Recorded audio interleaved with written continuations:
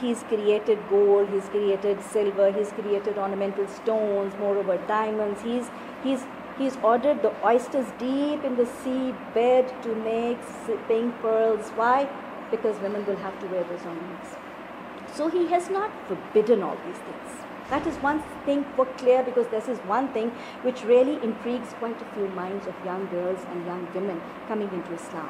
This is not forbidden. This is not forbidden. You're allowed to do that. But Allah subhanahu wa ta'ala, knowing my nature, does allow me to adopt all these things and to adopt my zina. But for that, my Rabb gives me a limit, gives me a circle. And that circle is precisely my father, father-in-law, my brother, my husband, my son-in-law, my paternal or maternal uncles, my nephews, and obviously Muslim women of my social circle. This automatically assuming is the circle around any woman where she would want to look nice, where she would want this circle to feel good about her. She would want the people of this circle to think high of her. I would automatically want my brother, my father, my nephews or my uncles to think that I'm pretty, to think that I'm beautiful, to think I'm refined, to think that I can dress up very nicely. So this circle which I am bothered about and where I want to be thought high of, Allah subhanahu wa ta'ala has allowed me to wear clothes, to wear cosmetics, to do my hairstyles, to wear my ornaments, to wear my jewelry as where I want to. But beyond this strictly defined circle, there is another circle, which that Alim and Hakim very clearly knows that it should and it would not bother a woman if that man doesn't think very high of me. After all, why the damn should a woman be bothered that if the PN, if a waiter, if a tailor, if a dyer, if a salesman doesn't good think of me? Why should I be bothered about what opinion he is going to have about me or any woman as a matter of fact? So Allah subhanahu wa ta'ala in that circle, beyond this well-defined circle, in that circle of the society, in which if she exhibits and if she demonstrates herself in any form, is going to be not just harmful for her herself, but is also going to be detrimental for the society. Allah subhanahu wa ta'ala just puts a clear law, a clear don't in Quran. Allah subhanahu wa ta'ala himself says, وَلَا تَبَرُّجْنَ تَبَرُّجَ الْجَاهِلِيَّةِ الْأُولَى. That look, women of believers, when you leave your houses, you go out in the streets, you go out in the colonies, you go out in the lanes, you go out in the markets, you go out in your schools and colleges, don't do one thing. La is the don't of Quran. Don't do tabarruj. And what is tabarruj? Tabarruj is any action, any gesture, any activity, may it be by a cosmetic, may it be by your gait, may it be by any of your activities. Don't adopt any activity, any clothes, any dress, any ornaments which make you conspicuous, which make you highlighted, which make you more prominent, which make you show out in a locality and in the society. Don't make yourself prominent, conspicuous, obvious in a society when you go out, because this is going to be bad for you and this is going to be bad for the society as well. And Allah subhanahu wa ta'ala has very clearly and very beautifully said that this tabarruj has been called women making themselves obvious in a gathering, women making themselves prominent and conspicuous in a gathering is tabarruj.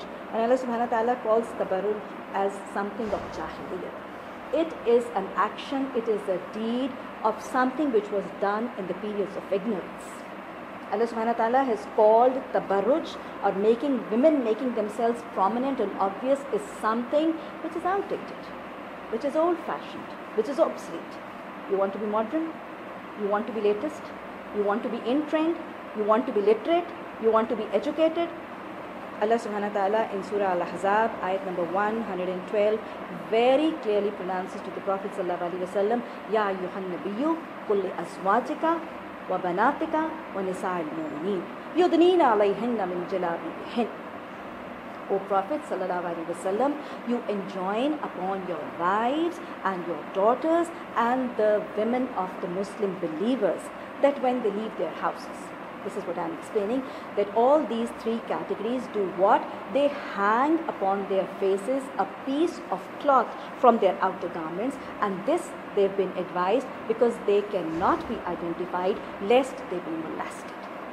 So Allah subhanahu wa ta'ala has very clearly demarcated that this is the circle in which you can demonstrate yourself. You have total liberty of action. This is where you're bothered. But beyond that, you will be molested, you will be upsetted, and you are at risk, and the society is at risk. You want to be modern and you want to be latest and trendy, then this is the dress code you have to adopt. This is the dress code.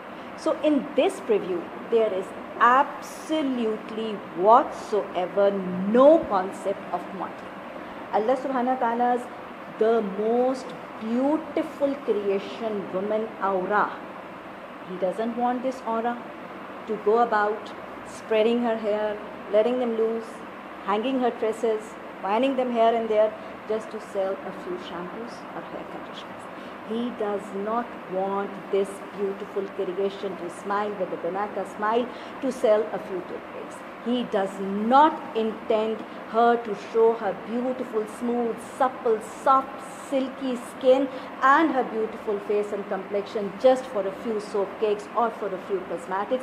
He does not allow this beautiful woman to walk in a very vulgar manner, to wear and to exhibit and demonstrate her physical structures, her figure in a concert, in any fashion show, just to promote designs or dresses of a designer.